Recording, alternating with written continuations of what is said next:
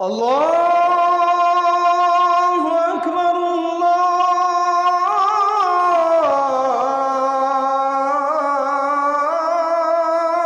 আকবার। আল্লাহ তাআলা বলেন, ইয়া আইয়ুহাল্লাযীনা আমানু, হে ঈমানদারগণ, লা তাত্তাবিউ খুতুওয়াতিশ শাইতান, কোনোভাবেই বান্দা মুমিন তুমি আমার, তুমি না আমার উপরে ঈমান এনেছো বান্দা, আমি বড় খুশি হইছি বান্দা,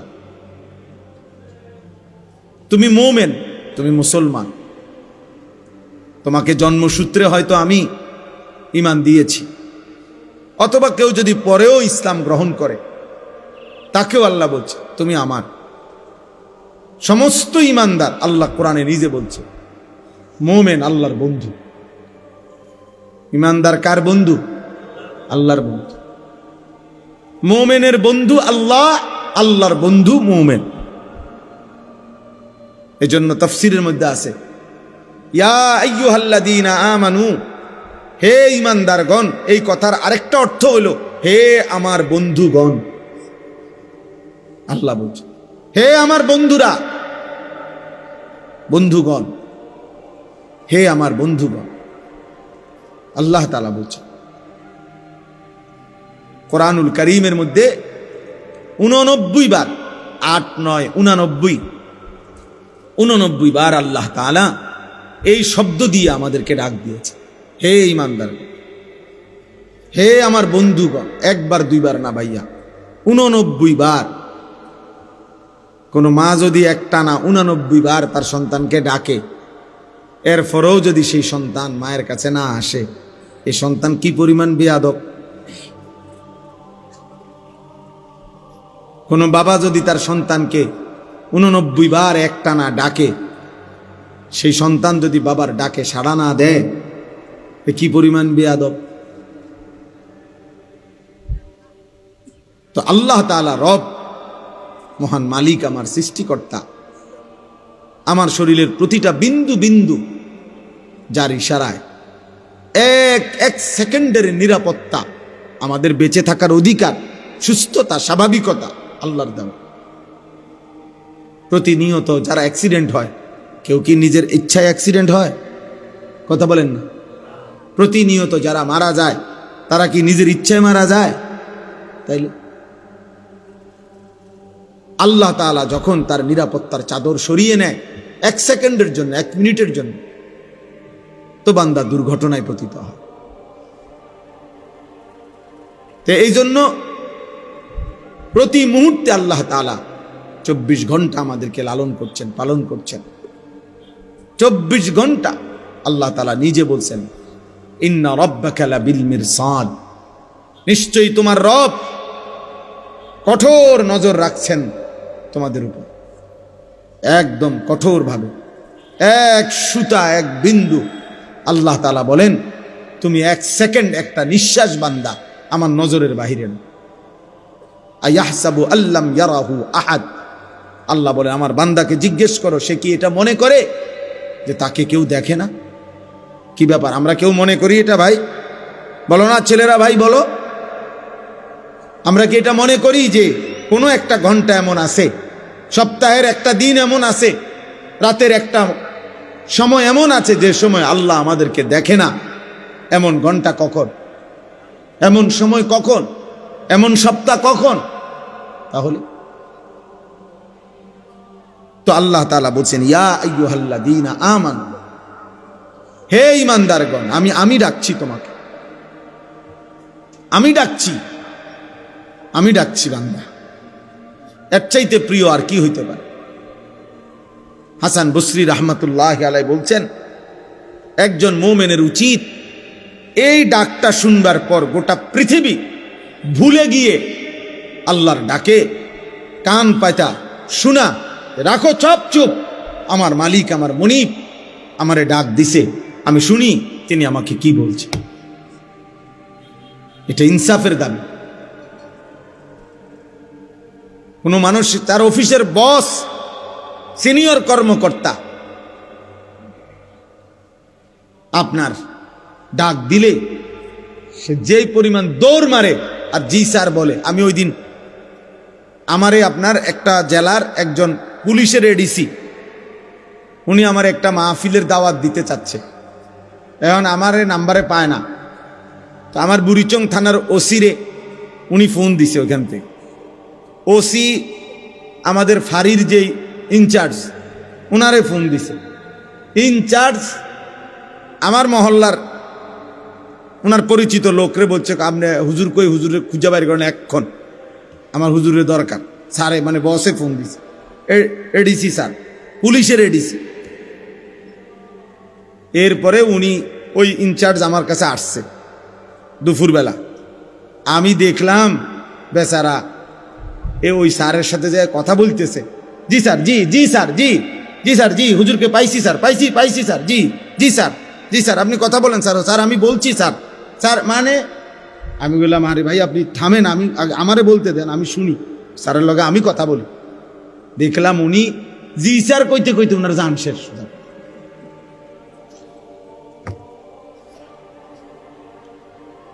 অথচ ওইটা উনি এখন এই মুহূর্তে ওইটা উনি ওনার রেঞ্জের না, উনি তো হইলো ওই আরেক জেলার, উনি হলো এই জেলার, কিন্তু ওনার হুঁশ নাই, সোজা কথা হুঁশ নাই। নিজের ফাঁড়ি তুইয়া ইনচার্জ আইসা পড়ছে আমার খুঁজা বাইর করছে যে স্যারে কইছে হুজুরি টোয়া বাইর করতে হবে।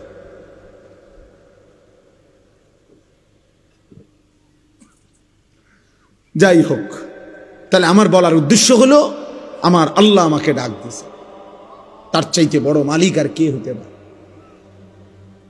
তার চাইতে আমার বেশি প্রয়োজন আর কার কাছে? তিনি ছাড়া আমার প্রয়োজন পূরণ করার আছে কি?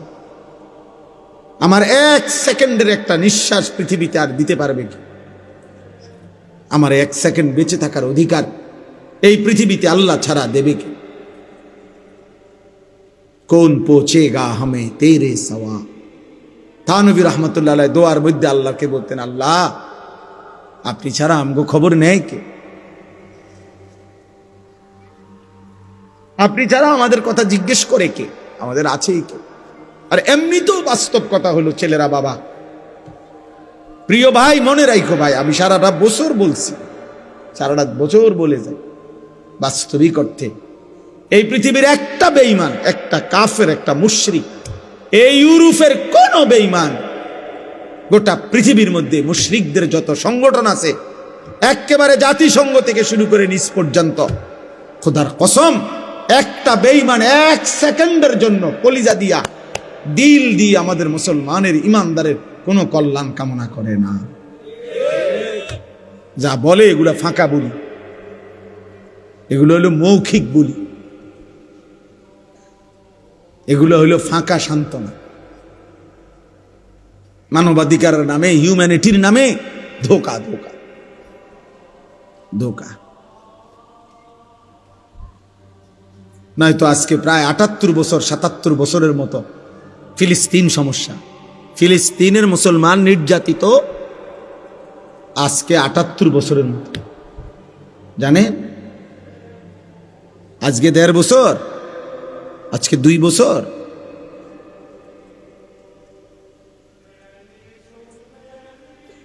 আজকে প্রায় ৭৮-৭৭ বছরের মতো ফিলিস্তিনের মুসলমান নির্যাতিত। একটি ছোট্ট এরিয়া ফিলিস্তিন, এই সামান্যটুকু জায়গার অল্প কিছু মানুষের সমস্যার সমাধান করতে ৭৮ বছর লাগে। কি মনে হয়?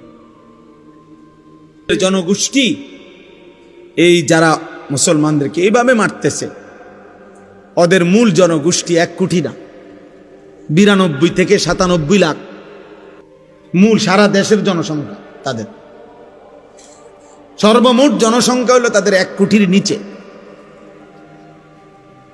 আমাদের ঢাকা শহরের এক কোণাতে বইয়া থাকে ১ কোটি মানুষ। আমগো ঢাকা শহরের সায়দাবাদ যাত্রাবাড়িতে দাঁড়াইলেও দেখা যায় মানুষ আর মানুষ।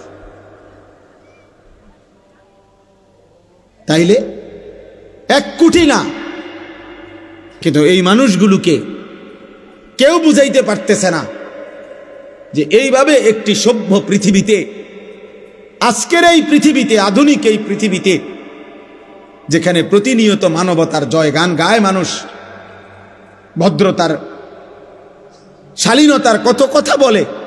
এই সময়ে এই পৃথিবীতে এখন আর আইয়ামে জাহিলিয়াত না, অন্ধকার যুগ না, এত আধুনিকতার এই যুগে আইসাও এইভাবে একটি অঞ্চলের মানুষকে এভাবে নির্মম নির্যাতন, যে দিনের পর দিন যারা একটা রুটি খুঁজে পায় না, একবেলা পেট ভরে কোনোদিন খাবার খাইতে পারে না, এটা কল্পনা করা যায়? পত্রিকা আসছে বেটা,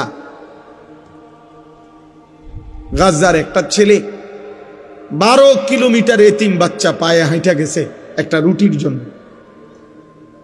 12 কিলোমিটার পায়ে হাঁটা যখন একটা রুটি নিচে হাতে, এই সময়ে তাদের এই বেঈমানদের বুলেটের আঘাতে এতিম সন্তান বুকটা ঝাঁঝরা হয়ে গেছে। রুটি হাতেই সেই শহীদ হয়ে গেছে, রুটিটা আর খাইতে পারে না। তাইলে আমাদের আল্লাহ ছাড়া কেউ না। আমাদের সফলতা, আমাদের সুখ, আমাদের নিরাপত্তা ভাইয়া আল্লাহর হাতে। আর আল্লাহর অব্যাহত নাফরমানি, ধারাবাহিক পাপ একদিন সুখ কেড়ে নিবে। মনে রাখো ছেলেরা, তোমাগো দাদা হয়তো কবরে যাবো গা, তুমি মনে করো না তোমার দাদায় কষ্ট পাইব তোমার কারণে। কারণ তোমার দাদার যে বয়স, তোমার বাপের যে বয়স, তারা তোমার আগে কবরে চলে যাবে।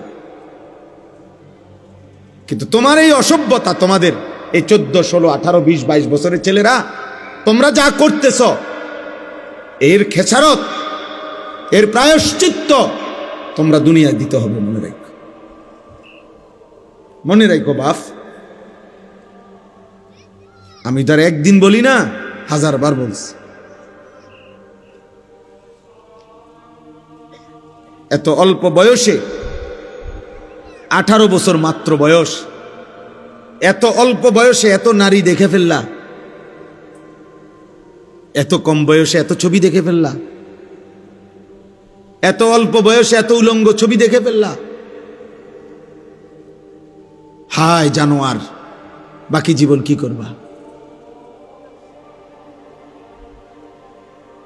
এমন সুন্দর 18 বছর বয়সেও এত বড় সাহস যে বছরে 6 মাস, 1 বছর, কোনো দিন হয়তো একটা বছর চলে গেছে, কোনো দিন 5 ওয়াক্ত নামাজ পড়লা না, এত কম বয়সে এত সাহসী হয়ে গেলা। আল্লাহরে কিছুই মনে করো না? হ্যাঁ, কি ভাবতেছ? এইভাবে সুখে আর রঙের গুড্ডি উড়বে? হ্যাঁ, পৃথিবীতে শুধু মুসলমানদের মধ্যে ফিলিস্তিন শুধু অপরাধ করছে এই জন্য রক্তাক্ত নাকি? কথা বলে না? আর আমরা সব জুনায়েদ বাগদাদি নাকি? আমরা সব আব্দুল কাদের জিলানি নাকি? তাইলে তাইলে একবার কায়ত হইয়া পড়লে, আল্লাহ যদি একবার নিরাপত্তার চাদর সরায় ফেলে, আল্লাহ তাআলা যদি একবার শাস্তির ফয়সালা দিয়ে ফেলে, ভাইয়া হয়তো আরেকবার ঘুরে দাঁড়াইতে 100 বছরও আর দাঁড়ানো যাবে না। এটা মনে রাখতে হবে। আল্লাহ যেন বলতেছে, বান্দা আরো দেখি, আরো দেখি, আরো দেখি, আরো দেখি, আরো দেখি, আরো দেখি। কিন্তু আল্লাহ যদি বলে ফেলে, বান্দা ঠিক আছে এবার শাস্তি দেব, তখন কি করবে? আল্লাহকে ফিরাবে কে? বলেন, আল্লাহকে ফিরাবে কে? আল্লাহ আমাদের ছেলেদেরকে কবুল করে নেন। বুঝতে শেখো ভাই, আলাদা আলাদা ভাইব, তোমারটা তুমি ভাইব, তোমার জন্য তুমি ভালো হবে।